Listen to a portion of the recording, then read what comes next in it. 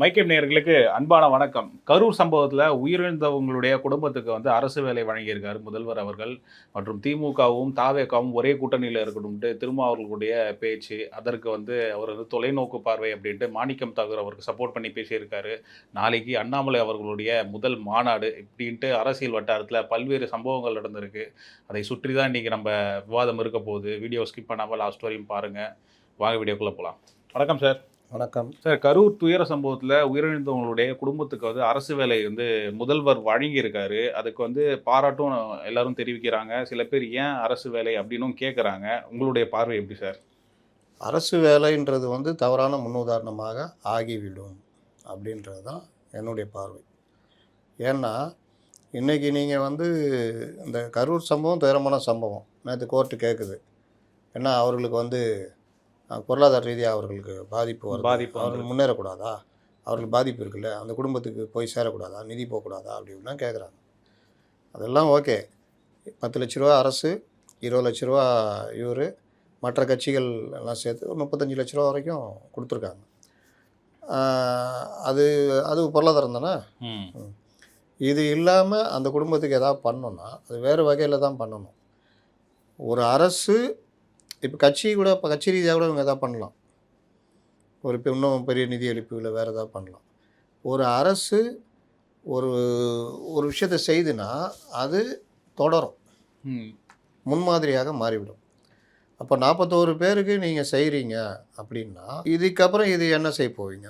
இது பிறகு உயிரிழந்தவர்களுக்கு நீங்கள் என்ன செய்ய போகிறீங்க? அடுத்து எதிர்காலத்தில் வேறு ஏதாவது சம்பவம் இதே மாதிரி ஒரு ஸ்டாம்பேட் நடக்குது, என்ன பண்ண போகிறீங்க? இது நடக்கிறதுக்கு ஒரு குறைந்தது ஒரு 8 மாதத்துக்கு முன்னாடி சென்னையில் ஏர் ஷோவில் 5 பேர் இறந்து போனாங்க. அப்போ அந்த குடும்பத்துக்கு என்ன பண்ண போகிறீங்க? அதுவும் நெருக்கடியில் தானே இறந்து போனாங்க. அன்புமணி அவர்களும் கேட்டிருக்காரு சார். 1987 இடஒதுக்கீட்டுக்கு எதிரான போராட்டம். ஒவ்வொருத்தருங்க நீங்கள் மாஞ்சோலையில் போலீஸ் தடியடிக்கு பயந்து தண்ணியில் விழுந்து இறந்து போனோம் 17 பேர் கலைஞர் உடைய ஆட்சியில். அப்போ நாளைக்கு கிருஷ்ணசாமி ஆரம்பிப்பார். ஜெயலலிதாவுக்கு தண்டனை கொடுத்தவொன்னே டான்சி வழக்கில் தருமபுரியில்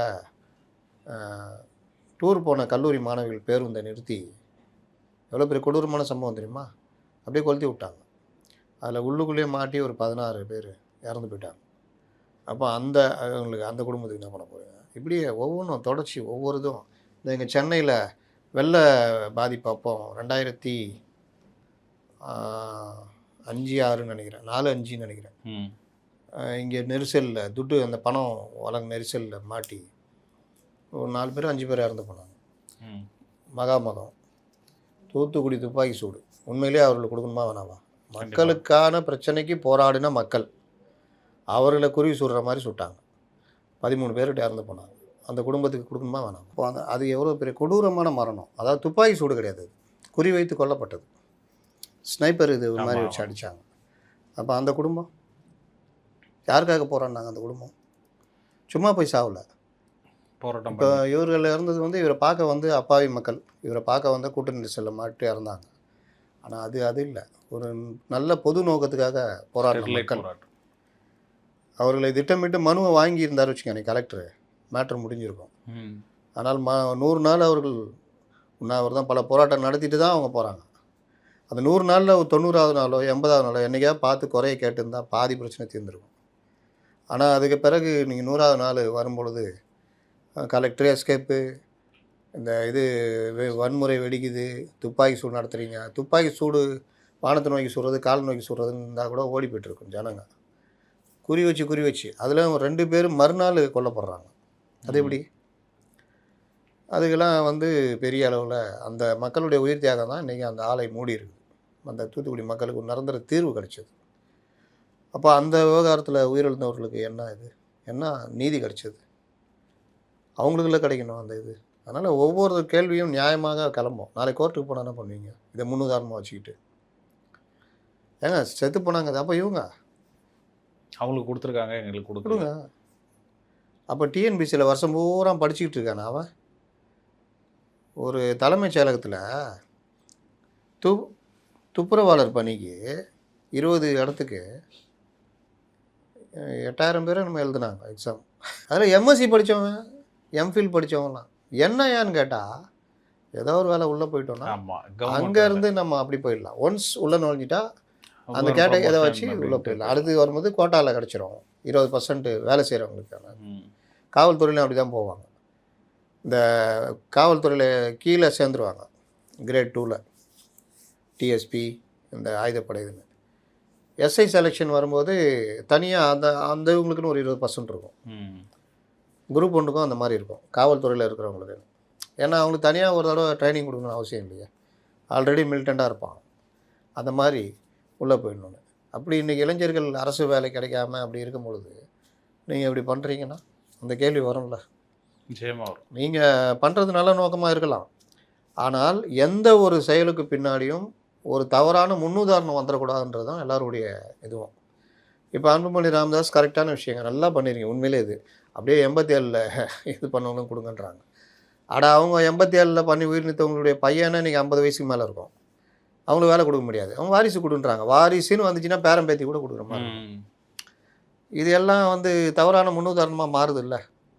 நிதி கொடுக்குறதுன்றதே நீங்கள் கள்ளச்சாராயில் செத்து போகணுன்னு 10 லட்சம் கொடுத்தீங்க உங்களுடைய குற்றச்செயலை மறைக்கிறதுக்கு, இயலாமையை மறைப்பதற்கு. அப்போவே பெரிய பிரச்சனை வந்தது போன திமுக அரசில். ஏன்னா பட்டாசு ஆலையில் செத்து போகிறவனுக்கு 4 லட்சம் கொடுக்குறீங்க, இவன் திமிர் எடுத்து போய் கள்ளச்சாராயம் குடிச்சு செத்தவன் குடும்பத்துக்கு 10 லட்சமானு கேள்விலாம் வந்துச்சு. கண்டிப்பாக. அப்போ ஒவ்வொரு விஷயத்துக்கும் பின்னாடியும் அரசு பார்த்து தான் பண்ணும். இந்த பார்த்து பண்ணுறதுனாலே பல பேருக்கு நீதி கிடைக்காம போயிடும். அந்த மாதிரியே நடந்திருக்கு. இப்போ பாருங்கள், அடுத்து அவங்க அறநிலைத்துறை நிலம் மேட்டர்லாம் மாட்டியிருக்காங்க. நல்ல நோக்கத்துக்கு பண்ணுறீங்க. ஒரு பக்கம் பார்த்தா நல்ல நோக்கம் இருக்கும். இப்போ கூட என்கிட்ட ஒருத்தர் வாதம் பண்ணார், கோயில் சொத்து கோயில் யாருக்காக அப்படின்னாரு. கோயில் மக்களுக்காக, பக்தர்களுக்காக. அப்போ கோயில் சொத்து அந்த மாதிரி வாதம்லாம் வைக்க முடியாது ராசா. சட்டம்னு ஒன்று இருக்குது. கோயில் சொத்துக்கள் அது கிடைக்கிற வருமானம் பக்தர்களுக்கு இதுக்கு போகிறது வேறு. கோயில் சொத்தை தூக்கி கடத்தவங்க எடுத்து வழிபிள்ளையாருக்கெல்லாம் உடைக்க முடியாது. அதெல்லாம் வித்தியாசம் இருக்குது. அதனால் எல்லாவற்றையும் ஒரு கண்ணாடி வச்சுட்டு பார்க்க முடியாது.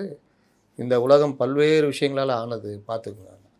சும்மா இருக்கிறவனுங்க 1000 இது பண்ணணும், ஜாமீன் கிடைக்காது. 1000 அயோக்கியத்தனம் பண்ணியிருப்பான், நல்ல வக்கீலை வச்சு பாயிண்ட் ஏதாவது எடுத்து அந்த இடத்துல நமக்கு எல்லாருக்கும் தெரியும் தப்பியான்னு. ஆனால் நீதிமன்றத்தில் இவர்கள் சரியான ஒரு வாதத்தை வச்சு அவனுக்கு விடுதலை வாங்கி கொடுத்துருவாங்க, நிவாரணம் வாங்கி கொடுப்பாங்க. நீதிபதிக்கே தெரியும் தப்புன்னு. ஆனால் அந்த வக்கீல் பல இதெல்லாம் இதெல்லாம் கொண்டு வந்து பாயிண்டெல்லாம் கொண்டு வந்து வச்சு பண்ணுவாங்க. இதுதான் உலகம். அதனால் இந்த விவகாரத்தில் ஏற்கனவே 20 லட்ச ரூபா இவர் கொடுத்துருக்காரு, 10 லட்ச ரூபா அரசு கொடுத்துருக்கு, எல்லாம் கொடுத்துருக்கு. அதற்கு பிறகு நீதிமன்றம் அந்த விசாரணை முடிவில் அவர்களுக்கான நிவாரணத்தை அறிவிக்க தான் போகுது. அப்படி இருக்கும்போது இதுன்றது பெரிய அளவில் விமர்சிக்கப்படுது. ஒரு எமோஷ்னலாக எடுத்த முடிவா சார் இது? ஆமாம். ஏன்னா ஒரு அரசாணை வழங்கும் போதே ரொம்ப இறுக்கமான முகத்தோடு தான் வந்தார், வரவங்களுக்கும் ஆறுதல் சொல்லிட்டு இருந்தார். அது எல்லாமே இன்றைக்கி பார்க்கும்போது எல்லாருமே கரெக்டுன்னு வாங்க. நாங்கள் அதை ஏற்றுக்க மாட்டோம். நாங்கள் அவ்வளோ ஒரு எமோஷன் பக்கத்தில் இருக்கிற ஒரிஜினல் முதல் கொண்டு இப்படி இருக்கும். அதெல்லாம் ஏற்றுக்கொள்ள முடியாது. எமோஷ்னலான முடிவு தான். ஏன்னா இது முன்னுதாரணமாக மாறக்கூடாது. அதெல்லாம் சண்முகம் போன்றவர் சொல்கிறாங்க, வழிகாட்டி நெறிமுறை வைங்க, இதுக்கு கொடுக்கலாம் அப்படின்னு. இன்னொன்று, அரசு வேலைன்றது என்னங்க, டிஎன்பிசியில் இதில் எழுதி படித்து அதில் கோட்டா, அந்த கோட்டா. இப்போ பெண்கள் இடஒதுக்கீடு அதில் கொண்டு வர்றாங்கன்னா அதில் பிரச்சனை வரும். அவர் அதுக்கும் அந்த இதில் போய்டும் கோட்டா இதுன்னு. முன்ன கொஞ்சம் பொதுவாக இவங்க உட்காந்து பண்ணியிருந்தாங்க. அந்த மாதிரி பல விஷயங்கள் இருக்குது. எல்லாத்தையும் மீறி அரசு வேலைன்றது எவ்வளோ பெரிய விஷயம். 3 லட்சம் இடங்கள் ஒன்றும் காலியாக கிடக்குது, அதே நிரப்ப காணும். சரி சார், திருமாவளவன் அவர்களுக்கு அமித்ஷா அவர்கள் பிறந்தநாள் வாழ்த்து சொல்லியிருக்காரு. நேற்று ஆக்சுவலி அவருக்கு பிறந்தநாளா? சர்டிஃபிகேட் படி நேற்று பிறந்தநாள். சர்டிஃபிகேட் பிரகாரம் எம்பி இதில் கொடுத்துருப்பாங்க. அதை பார்த்துட்டு இவர் ஃபஸ்ட் டைம் உண்மையிலே பிறந்தநாள் வாழ்த்து தான் சொன்னாரா சார்? அது திருமாவளவனுக்கும் அமித்ஷாவுக்கும் தான் தெரியும். அமித்ஷா என்னை அழைத்தார், முதல்ல அலுவலகத்துன்னு கூப்பிட்றேன்னாங்க. அதுக்கப்புறம் நான் மறுபடியும் நான் கூப்பிட்டேன், இந்த மாதிரி பேசுகிறாருன்னாங்க. சரின்னு கொடுங்கன்னு. அதுக்கப்புறம் அவர் லைனில் பிறந்தநாள் வாழ்த்து, எப்படி இருக்கீங்க, என்ன வயசாகுது அப்படிலாம் கேட்டார். அதெல்லாம் சொல்லியிருக்காரு. எனக்கு பள்ளி இது சர்டிஃபிகேட் பிரகாரம் 10/7. ஆனால் ஜோசியம் கொடுத்து ஜாதக பிரகாரம் ஆகஸ்ட் 17. என்னது ஆகஸ்ட் 17? மறுபடியும் சொல்லுங்கள். ஆகஸ்ட் 17. ஆகஸ்ட் 17 கிடையாதா? ஆகஸ்ட் 17 அப்படின்னு ஒரு மாதமே இல்லையே சார். ஆகஸ்ட் தானே சார் மாதம். அப்போ நீங்கள் சோறு எழுத்துலாம் பார்த்ததே இல்லை. விடுதலை சிறுத்தைகள் சூழலத்தில் நீங்கள் பார்த்தது இல்லை. ஆகத்து 17. ஆகத்து 17. ஆனால் என்னைக்கு பிறந்த நாள்? சார் ஆக்சுவலி ஜாதகம் குறிச்சது ஆகஸ்ட் 17, சர்டிஃபிகேட் படி நேத்தி. ஜாதக பிரகாரம் என்னைக்கு? ஆகத்து 17. ஏங்க நீங்கள் தான் சொல்கிறீங்க, அவர் சொல்ல மாட்டீங்க. அவர் ஆகஸ்ட் 17 தான் சொல்கிறாரு திருமாவளவன். அப்போ ஏன் கீழே ஆகத்து 17 ஆகத்து 17 அவ்வளோ தமிழா நாங்கள் வடமொழி சொல்லவே விட மாட்டோம் அப்படின்னு. ஆனால் அவர் ஆகஸ்ட் 17 4 தடவை சொல்கிறாரு. தெரியுதா? அப்போ இவர்கள் இப்போ வந்து இதை சீமான்ட்ட பாருங்கள், நீங்கள் அந்த தமிழ் மாறாது. ஆமாம். கீழே இருக்கிறவன் என்ன சொல்லுவானோ அதான் மேலே இருக்கிற வரைக்கும் சொல்லுவாங்க. தமிழ் கரெக்டான தமிழ் வந்துட்டு தான் இருக்கும். அது சொல்ல வரேன். அவர் வாழ்த்து சொல்லிட்டாரு. எதுக்கு வாழ்த்து சொல்கிறாரு? கூடவே உன்னை கேட்டதாக சொன்னார். கூட்டணியில் அங்கே போய் சேர்த்துட்டீங்க, திமுகவோட நட்பில் இருக்கீங்களா அப்படின்னு கேட்டதுக்கு ஆமாம் அமித்ஷா கேட்டதா திருமாவளவன் அவர்கள் சொன்னார். அதெல்லாம் உருட்டுங்க. அமித்ஷா இதுவா வேலை? அவர் தான் சார் சொன்னார். அவர் சொல்கிறது தான் நான் கேட்குறேன். நான் இப்படி சொன்னாரே அப்படின்ட்டு யாருக்கோ எதுக்கோ மெசேஜ் கொடுக்குறாரு. அதை வந்து அரசியல் நாகரிகம்னு சொல்லிக்கிறாரு. அப்போ தீய சக்தின்னு சொன்ன இவரை ஏன் வீட்டுக்கு கூப்பிட்டீங்க அப்படின்னு நேற்று தான் கேட்டார். அவருக்கு பல கவலை இருக்குது போல இருக்குது சார். அவள்கிட்ட கேட்குறாங்களாம். என்ன கவலை? நிறையா சொல்லியிருக்காரு. வீட்டு வாடகை கொடுக்க முடியல, திமுக ஏன் தூத்துது அப்படின்ற கவலை, அதை விட அதிமுக ஏன் இப்படி இருக்குன்றது கவலை, திமுக அடுத்த வாட்டி ஜெயிக்குமான்ற கவலை, பாஜக ஏன் தமிழ்நாட்டில் வளரவே மாட்டேங்குதுன்ற கவலை, இதெல்லாம் இருக்கா இல்லையா? கம்யூனிஸ்ட் கட்சிகள் ஏன் தேஞ்சி போய்கிட்டே இருக்குன்னு கவலை, நம்ம கூடாரம் வேறு காலியாக இருக்குது, காலி ஆகிட்டே போகுது, தாவேக்கா பக்கம் போயினே இருக்குது அந்த கவலை. இதுக்கு பேர்லாம் ஒரு பேர் வச்சுருக்காரு சார், ட்ரெடிஷ்னல் அப்ரோச். இந்த மாதிரி மாற்று கட்சிகள்கிட்ட பேசுகிறது, அதாவது கட்சி ரீதியாக கொள்கை ரீதியாக தான் எதிர்ப்பே தவிர. அப்போ நேற்று கேட்டார், ஏன் கேட்டார்? தூய சக்தின்னு சொல்லிட்டு தீய சக்தியை ஏன் போய் பார்க்க போனீங்கன்னு கேட்டார். அது என்ன அப்ரோச்? அது நேத்தி சார். பாட்டும் நானே பாவமும் நானேன்னு பாட்டு வரோம்ல, பாடும் உனை நான் பாட வைப்பேனே, அது மாதிரி இவரே கேள்வி இவரே பதில். சார் அது வந்து ப்ரொஃபஷனல் எத்திக்ஸ் சார். அது இது ட்ரெடிஷ்னல் அப்ரோச் சார். இதுக்கெல்லாம் தமிழில் வார்த்தை இல்லையா? ஆகத்து மாதிரி. இது நான் அப்ரோச். தொழில் தர்மம் சார். ப்ரொஃபஷனல் தொழிலா? அது இல்லை, ப்ரொஃபஷனல் எத்திக்ஸுக்கு தொழில் தர்மம் அப்படின்னு சொன்னேன். அப்போ விஜய் போய் ஸ்டாலினை பார்த்தது நம்ம கேட்கலங்க, நம்மலாம் வரவேற்றோம். நல்ல நாகரிகம்பா. உண்மையிலேயே ஒரு இளைஞர் ஒரு அரசியலில் எதிர்த்து அவர் இன்னும் தோக்கடிச்சாலும் அவரை போய் பார்த்தாரு. அது இவரை கூட வீட்டு வாசலில் வந்து கை கொடுத்து கூட்டு போனார் உதயநிதி. மறுநாள் சட்டசபையில் சண்டை போட்டார். அப்போது வீட்டுக்கு வந்தவங்கள மரியாதை கொடுத்து அதை அவரை கட்டி பிடிச்சிக்கிட்டாரு, எல்லாம் பண்ணார். அதே மாதிரி எல்லார் வீட்டுக்கும் போனார். எடப்பாடி கேட்டப்போ அவர் டைம் தரல அப்படின்னு இவர் நம்ம சிடிஆர் சொன்னார். நாங்கள் அவர்கிட்டே தான் கேட்டோம், அவர் தான் நேரம் ஒதுக்கலை அப்படின்னு. அப்போ எல்லாரையும் பார்த்துட்டார் அவர் கிட்டத்தட்ட. அதுலேயும் காதர் மொய்தீன்லாம் நீங்கள் வராதிங்க நாங்கள் வர்றோம் அப்படின்னு சொன்னோம். இல்லை உங்கள் இடத்துக்கு வந்து பார்க்குறது தான் மரியாதை அப்படின்னா. அதே மாதிரி சண்முகமாக நீங்கள் வராதிங்க நாங்கள் வரோங்க அப்படின்னா, இல்லை நாங்கள் வர்றோன்ட்டு வந்தார். அப்போ அதெல்லாம் தொழில் தர்மம் வராது. அது தொழில் தர்மத்தில் வராது, சந்தர்ப்பவாதத்தில் வருமா? கிட்டத்தட்ட அவர் அப்படி தான் கேட்டார் அப்படின்னு. அப்போ அது ப்ரொஃபஷனல் எத்திக்ஸா? இது ராஜபக்ஷே பார்த்தது அவர்கிட்ட தான் சார் கேட்குறீங்க, என்கிட்ட கேட்குறீங்க. இல்லை, இதன் மூலியமாக அவரை கேட்கலான்னு. ஏன்னா கனிமொழி பார்க்குறாங்கன்னா அவங்களுக்கு பிரச்சனை இல்லை, அவர்கள் எப்போ வேணால் என்னென்னா பண்ணிக்குவாங்க. நீங்கள் அவ்வளோ பேசுனீங்களே தமிழர் வாழ்வு நலன்னு. அப்போ ராஜபக்ஷே பார்த்தீங்க, பார்த்தது கூட ஒன்றும் பண்ண முடியாது. அந்த நாட்டுக்கு போயிருக்கோம், ரைட்டு, ஜனாதிபதியே பார்க்கணுன்னு சொல்கிறப்போ அது மறுக்க முடியாது. பரிசு வாங்குறீங்களே, ஏன் பரிசு வாங்க முடியாது மறுத்துருக்கலாமே? இல்லை சார், மனசு ஒப்பலை. ஜனாதிபதின்ற முறையில் நீங்கள் அழைச்சிருக்கீங்க, விருந்தாளியாக வந்திருக்கேன், அதுக்கு நன்றி, உங்களுடைய உணர்வை மதிக்கிறேன் சார், பரிசை ஏற்பதற்கு மனம் வரல சொல்லிட்டு வர வேண்டியதானே. சரி விடுங்க, அதெல்லாம் ப்ரொஃபஷனல் எத்திக்ஸில் வரும். இல்லை, தாவேகா பாஜக கொள்கை எதிரின்றாங்க, திமுக நாங்கள் எதிர்த்துட்டு இருக்கோம், அதை கண்டினியூ பண்ணுறோன்றாங்க. ரெண்டு பேரும் அப்படி இருக்கும்போது ஏன் ஒன்றா இணையக்கூடாது? கேரளாவில் வந்து காங்கிரஸும் கம்யூனிஸ்டும் இணைஞ்சிருக்காங்க, சண்டை போட்டு பாஜக எதிர்ப்பில். அந்த மாதிரி ஏன் இங்கே ஒரே கூட்டணியில் இருக்கக்கூடாது அப்படின்ற கேள்வி எழுப்புறாரு. நல்ல விஷயங்க. இதை ஏங்க நீங்கள் திமுக கூட்டணியில் இருக்கும்போது கேட்கலன்னு தான் என்னுடைய கேள்வி. அப்போ தாவேகா வளரலையோ அப்படின்னு அவர் நினச்சிக்கிட்டாரோ? சரி, வளரலைன்னா கூட நீங்கள் கேட்க மாட்டேங்க, வளரல அப்படின்னு கூட சொல்லலாம். ஆர்எஸ்எஸ் பெற்றெடுத்த பிள்ளைன்னு சொன்னார், அதையும் அவர் ஏன் கேட்கல அப்படின்னு அவர் கேட்குறாரு. இது எப்படி இதுன்னா, கெட்ட கெட்ட வார்த்தையில் திட்டிடுது பக்கத்துட்டுக்காரனை. அதுக்கப்புறம் ஒரு பத்திரிக்கை வைக்கிறான், பத்திரிக்கை வச்சோன்னே சரி வாங்க தம்பி, எவ்வளோ நானும் திட்டினேன் பரவாயில்ல, அதனால நீ என்னை மதித்து கூப்பிட்ற கல்யாணத்துக்குன்னு. அப்புறமா ஃப்ரெண்டுங்கிட்ட ஏயா அவன் வந்து நான் அவனை கெட்ட வார்த்தை திட்டினேனே, அவன் என் வீட்டுக்கு வந்து பத்திரிக்கை வச்சானே, நீ ஏன் கல்யாணத்துக்கு போனேன்னு ஏன் என்கிட்ட கேட்கல நீன்னு கேட்குற மாதிரி இவரே எல்லாம் பண்ணி வரான். இவரே குண்டு வைப்பாராம், அப்புறம் இவரே குண்டை எடுப்பாராம். நீ ஏன் குண்டு வைக்கலன்னு, குண்டு ஏன் நீ வச்ச, குண்டை நீ ஏன் எடுத்த அப்படின்னு பக்கத்தில் இருக்கிறவங்க கேட்கணும். இன்னும் என்னென்னலாம் சொல்லுவார் போல். நீ ஏன் தாவேகா கூட கூட்டணி வச்சேன்னு கேட்பாங்க, நீ ஏன் திமுக கூட. மேட்ரு அது இல்லை, மேட்ரு அதையும் தாண்டி புனிதமானது. என்ன மேட்ரு சார்? அது புனிதமானதுன்ட்டு அப்புறம் என்ன. அப்புறம் இதில் வந்து அவர் அதனால தான் சொல்கிறேன், இங்கே இருக்கும்போது தாவேகாவும் திமுகவும் சேர்ந்து ஒன்றா இந்தியா கூட்டணியில் பயணிக்கணும்னு சொல்லிட்டு அங்கே போயிட்டு இந்த வார்த்தையை சொன்னீங்கன்னா, இங்கே சொன்னது செல்வ பெருந்தகை ஏற்கனவே கேட்டிருக்காரு, எல்லாம் ஒன்றா இருக்கணும், வாங்க இந்தியா கூட்டணிக்கு வாங்கன்னு விஜயை கூப்பிட்டார். ஆனால் நீங்கள் சாத்தானின் பிள்ளைகள் சே அப்படி அந்த மாதிரி தானே சொன்னார் அவர். ஆர்எஸ்எஸ் பெற்றெடுத்த பிள்ளைகள் எடுத்தவொடனே காரில் ஒருத்தன் மோதிட்டானா சனாதன சதி அப்படி தானே. அதுலேயும் சீமானையும் சேர்த்துட்டாப்புல. சீமானும் விஜயும் ஆர்எஸ்எஸ் பெற்றெடுத்த பிள்ளைகள்.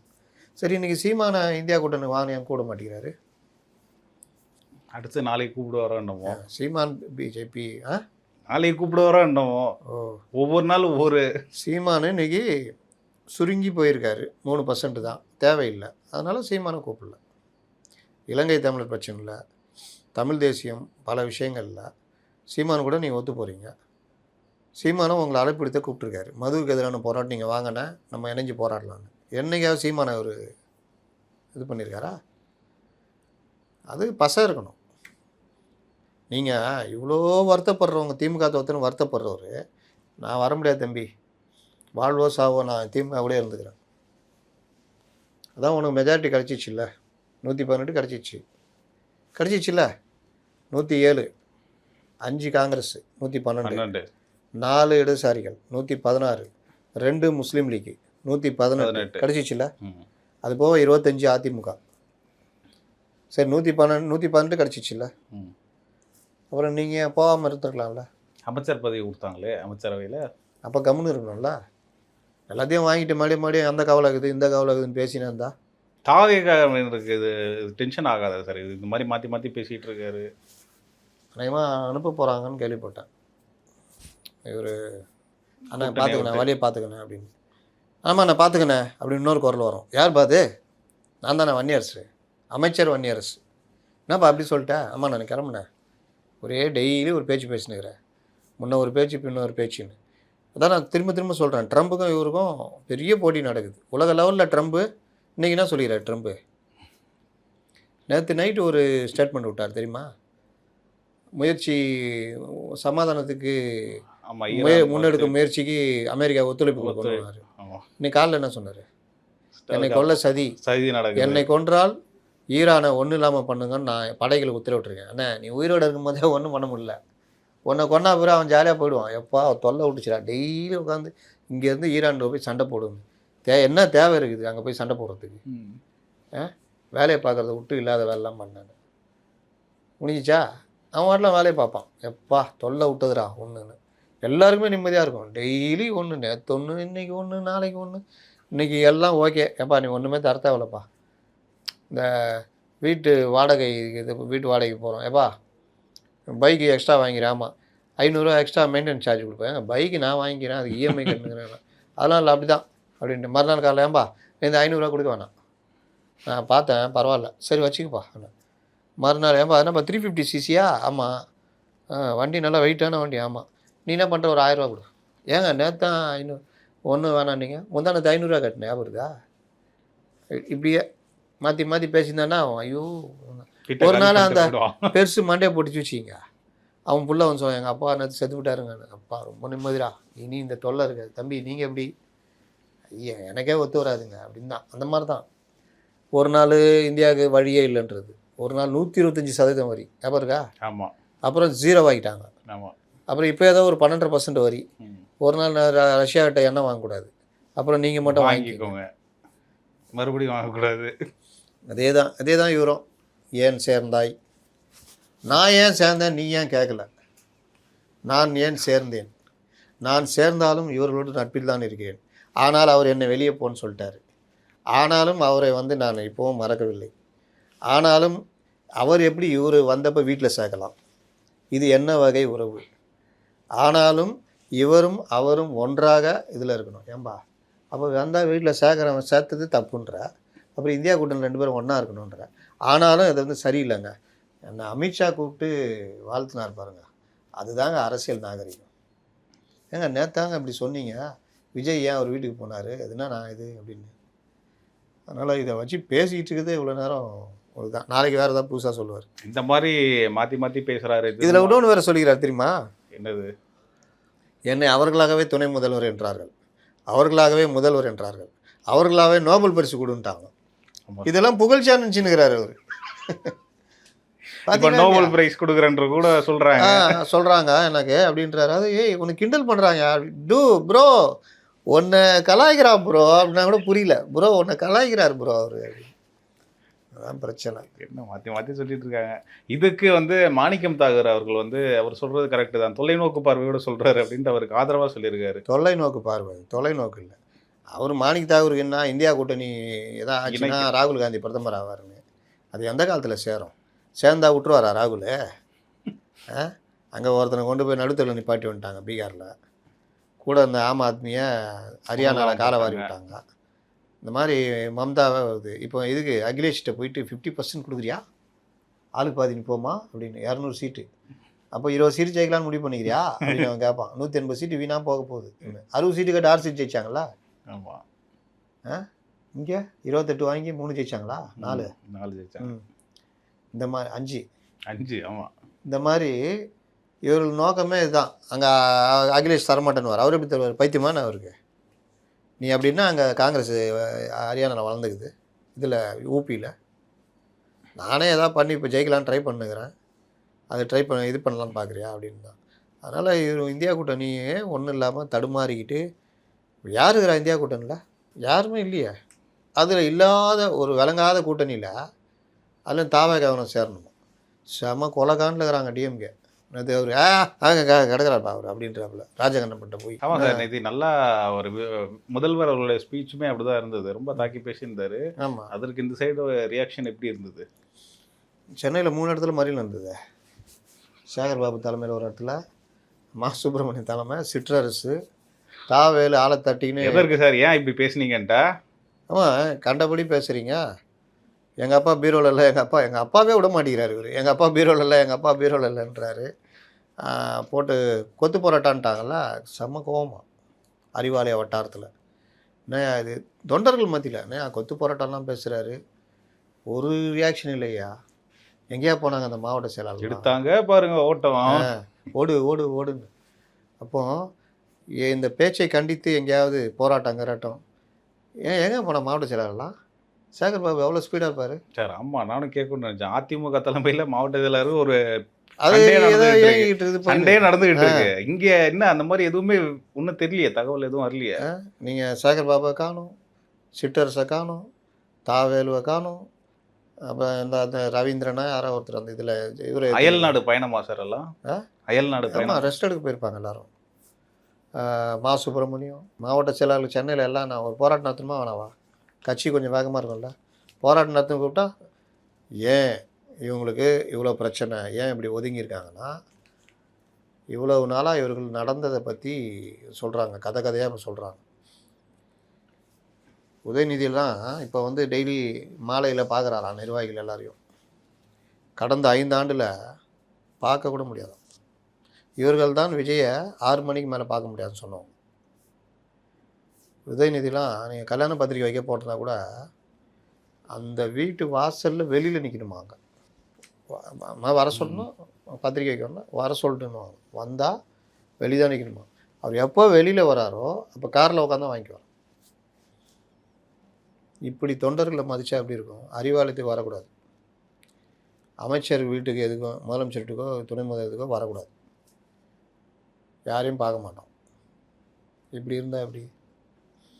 சரி, இவர் தான் இளவரசர், அவர் மன்னர், ஓகே. மற்றவர்கள் எல்லார்ட்டும் இதே ஆட்டிடியூடு, அதே மனநிலை. அப்போ இது எல்லா ஆட்டிடியூடும் ஆகி ஆகி எல்லாம் அது என்ன சொல்கிறாங்கன்னா, திமுக தோத்துடுச்சுன்னா முன்னெல்லாம் தற்கொலை பண்ணிட்டவங்க கூட இருக்கிறோம். வயிறு எரிஞ்சு போய் சாபம் விட்டவங்களாம் இருக்கிறான், இடிஞ்சு போய் வீட்டில் இருந்தவங்களாம் இருக்கிறான். இந்த தடவை அது பார்த்தீங்கன்னா ஒரு 10% கூட இருக்காங்க. 90% வேணும்யா இந்த ஆட்டம் ஆடினாங்களே பாடகி இப்போ சொல்கிறாங்களாம் உண்மையிலேயே தோத்தது நல்லது, இப்போ எல்லாரையும் வந்து பார்க்குறாரு இவர், இப்போ மரியாதை கொடுக்குறாங்க. பத்திரிக்கை வைக்கிறதுக்கு போனால் அன்பகம் கலைகிட்ட கொடுத்துருங்க, இது அறிவாலயம் போனால் அன்பகம் கலைகிட்ட கொடுங்க, கலை இருக்கார்ல அவர்கிட்ட. இந்த மாதிரி தான் வருமா. அப்போ இந்த மாதிரி விஷயங்கள்லாம் நீங்கள் பார்த்தீங்கன்னா தொண்டர்களே மதிக்காத போக்கு. இன்றைக்கி உக்காந்துக்கிட்டு மதிக்கணும், அதை பண்ணணும், இதை பண்ணணும், ஜென்சி ரெடி பண்ணணும். அவங்கள கை விட்டாச்சு. பழைய அடிமை கூட்டம் வந்ததில் அதெல்லாம் கை விட்டுக்கிறாங்க. இப்போ இந்த ஜென்சி கூட்டத்தை ஜென்சி கூட்டம் வந்தால் இதெல்லாம் இந்த ஜூலி கிளி இந்த மாதிரி கூட்டத்தை வச்சுக்கிட்டு எதாவது ட்ரைனிங் கொடுக்கணும். என்ன ட்ரைனிங் கொடுப்பீங்க நீங்கள்? அதான் பண்ணுக்குது அப்படி இப்படி இப்படி டிங் டிங் டிங் டிங் டிங் டிங் செம்ம. அப்போ இன்றைக்கி சந்தோஷப்படுறாங்க, பரவாயில்லையா இன்றைக்கி தான் என் மதித்து கூப்பிட்றாங்க. அது காரணம் விஜய். இவர்கள் தோல்வி. அதான் யாரால தோல்வி? விஜய் வரலன்னா அது சொல்கிறேன். அதனால் இவர்களுக்கு சரி. திமுக அதிமுக கூட்டணின்னு நேற்று பேசினாரா? அதிமுக தரப்புல இருந்து தான் எதிர்ப்பு வந்தது இல்லை.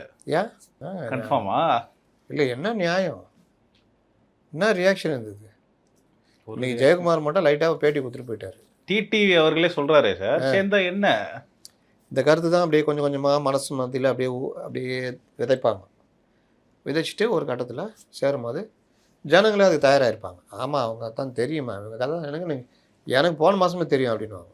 இதுதான் உங்கள் வீட்டிலேருந்து யாராவது எம்எல்ஏ நிற்க வைப்பீங்களா? யாரையும் நிற்க வைக்க மாட்டேன். முதல் ஆளாக உதயநிதியை நிற்க வைக்கிறாங்க. உதயநிதியை அமைச்சராக்குவீங்களா?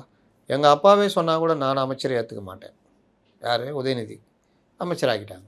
இது எனக்கு அப்போவே தெரியும் இவங்க. ஏன்னா மனதளவில் மக்களை தயார் பண்ணுறது. துணை முதல்வர் கிடைக்குமா அப்படியே ஸ்டாலின்கிட்ட கேட்க வைக்கிறாங்க.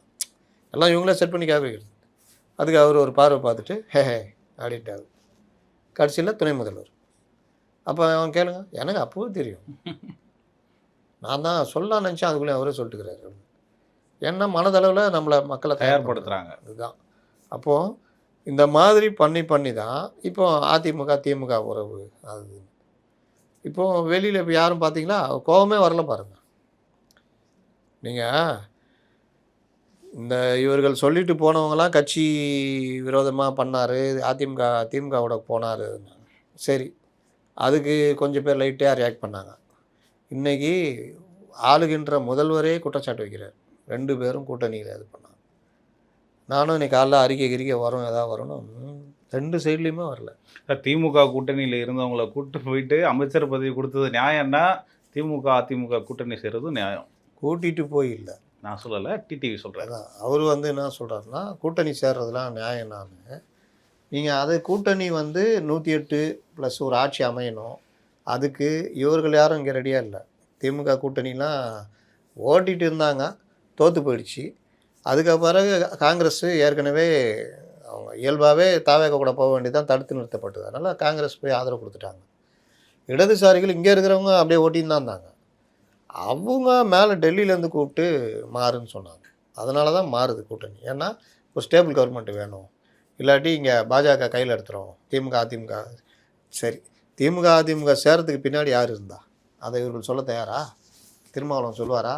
கேட்டிங்களா? பிறந்த நாள் அதான், பிறந்த நாளுக்கு பின்னாடி இதான் இருக்கும். அப்போது திருமாவளவனுக்கு அமித்ஷா பிறந்த நாள் வாழ்த்து சொல்கிறாருன்னா பிற்காலத்தில் இந்த மாதிரி விஷயங்கள்லாம் நடக்கிறதுக்கு ஆப்ரேஷனுக்கெலாம் திருமாவளவன் பெருசாக பயன்படுவார்.